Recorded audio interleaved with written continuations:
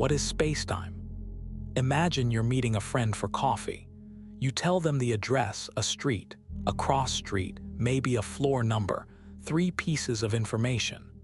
But if you forget to mention when, you'll never actually meet, because every event in the universe, from sipping a latte to a star exploding, needs 4 coordinates, not 3. And once you accept that simple fact, the universe stops looking like a stage where things happen and starts looking like something much weirder, something Einstein called spacetime. So what actually is spacetime? You've probably heard the word 1,000 times.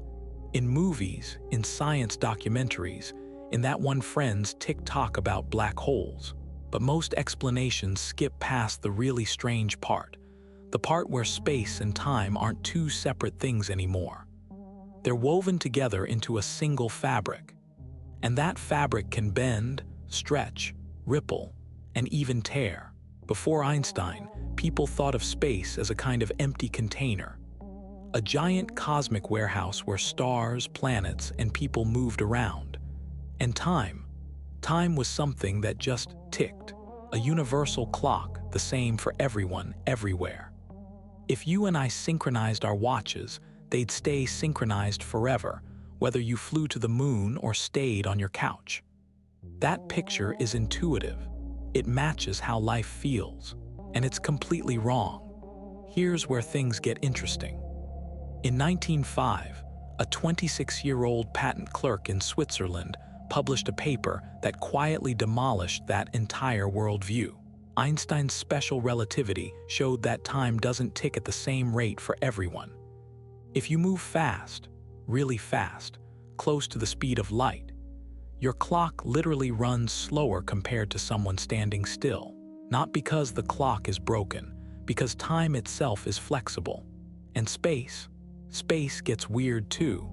A fast-moving spaceship actually gets shorter in the direction it's traveling. Not an illusion, not a measurement error. The space itself contracts.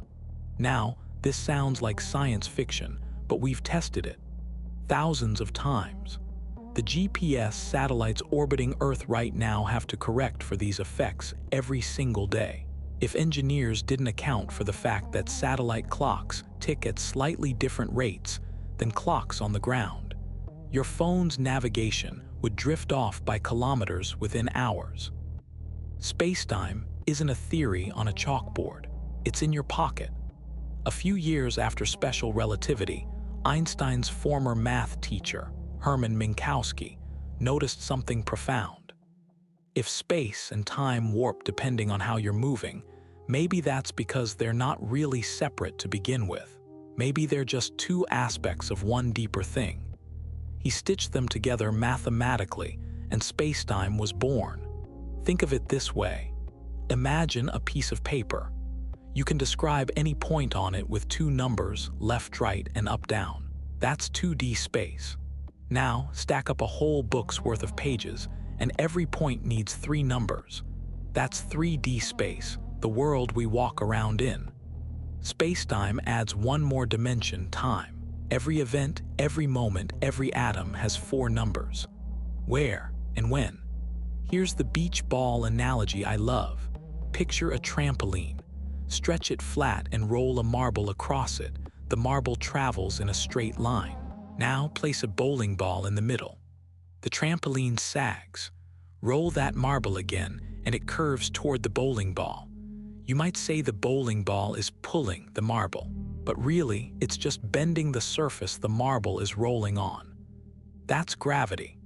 That's Einstein's next great idea, general relativity, published in 1915. Mass and energy bend the fabric of spacetime, and other objects simply follow the curves. The Earth isn't being yanked around the sun by some invisible rope. It's rolling along a curved groove in spacetime that the sun's mass has carved out. You right now aren't being pulled down by gravity so much as you're being guided along the shape of the spacetime around our planet. Okay, but here's where it gets really strange. If spacetime can bend, it can do other things too. It can ripple. In 2015, 100 years after Einstein's prediction, scientists detected gravitational waves for the first time. Two black holes, over 1 billion light-years away, spiraled into each other and collided. The collision was so violent it sent shockwaves through the fabric of spacetime itself.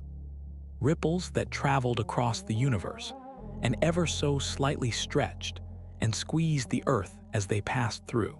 The distortion was unimaginably tiny, about 1/10,000th the width of a proton, but we detected it. We heard the universe ring like a bell. Let that sink in. Spacetime is a thing, something real enough to vibrate. And then there are black holes, regions where spacetime is curved so extremely that the bending becomes a kind of cliff. Fall past the edge, the event horizon, and every possible path leads further in, not because some force is pulling you, but because the direction toward the center has literally become your future. In a very real, very unsettling sense, inside a black hole, escaping the center is as impossible as escaping tomorrow.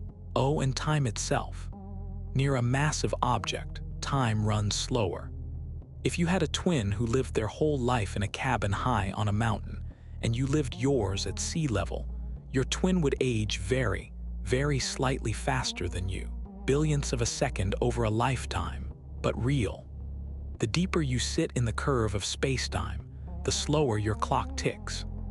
The movie Interstellar took this to an extreme, with 1 hour on a planet near a black hole equaling 7 years back on Earth. That's dramatic, but the physics is sound.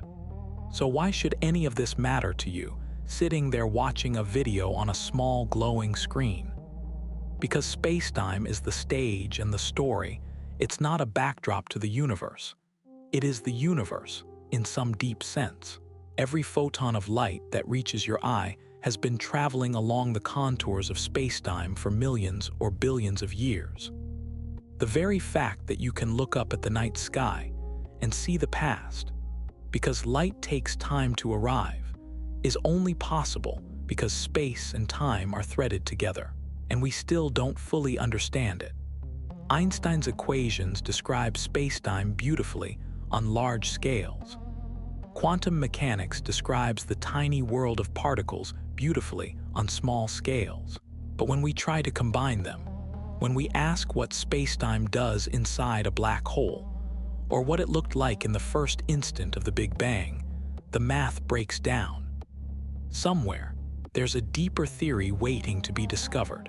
Maybe spacetime itself is made of something smaller, some kind of quantum building block we haven't yet imagined. Physicists are actively hunting for it right now, which means every time you glance at your watch or feel your feet on the ground, you're interacting with one of the greatest unsolved mysteries in science. The thing you move through is the thing we don't yet understand. Spacetime isn't empty. It isn't passive. It bends, it stretches, it ripples, and it remembers. It's the most intimate part of your life. You exist inside it, as a pattern woven into it. And yet it's still, in many ways, the strangest thing we've ever discovered. If this blew your mind even a little, hit that subscribe button so we can keep exploring the cosmos together. Drop a comment below with a question about space and time you've always wanted answered.